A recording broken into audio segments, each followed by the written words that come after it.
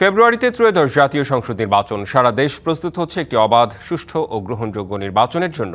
কি ভাবছেন সাধারণ মানুষ থেকে শুরু করে আগামীর জনপ্রতিনিধিরা? সে কথা জানাতেই ডিবিসি নিউজের ইলেকশন এক্সপ্রেস ছুটে যাচ্ছে সব সংসদীয় আসনে। আজ সারাদিন ছিল সংসদীয় আসন ১৪৪, শেরপুর ২ ও সংসদীয় আসন ১৪৫, শেরপুর ৩-এ। শেরপুর ২ আসনে, নকলা নালতাবাড়ী আসনে আমরা দীর্ঘদিন ধরে অবহেলিত।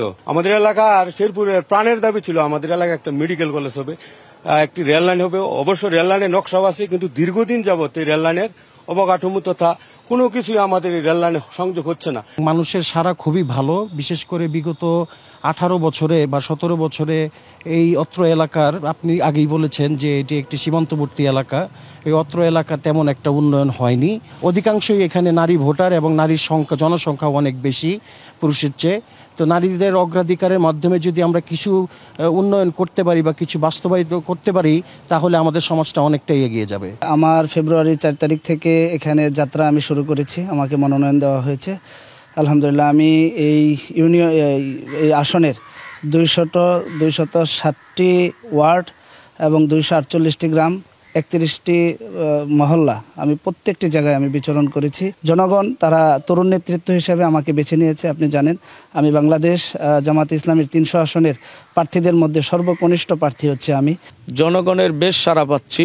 যদি আল্লাহর ফজলে নির্বাচিত হতে পারি, আমার যে আসনের সমস্যাগুলো, বিশেষ করে শিক্ষা খাতের ব্যাপারটা, আমি আমার সর্বোচ্চ চেষ্টা দিয়ে সুশিক্ষায় শিক্ষিত করার জন্যে, আদর্শ জাতি গঠনের জন্য শিক্ষাটা মূল কাজ করে। আমরা যেহেতু পাহাড়ের কাছাকাছি, সুতরাং আমরা এখানে উন্নত ধরনের পর্যটন ব্যবস্থা চালু করব।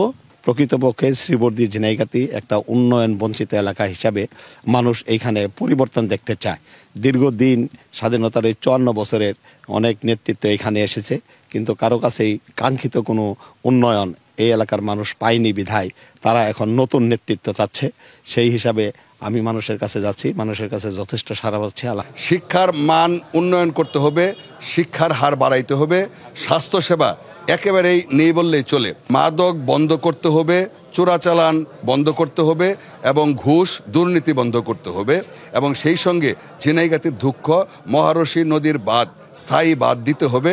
এটাই এই এলাকার সবচাইতে গুরুত্বপূর্ণ দাবি এই এলাকার মানুষের।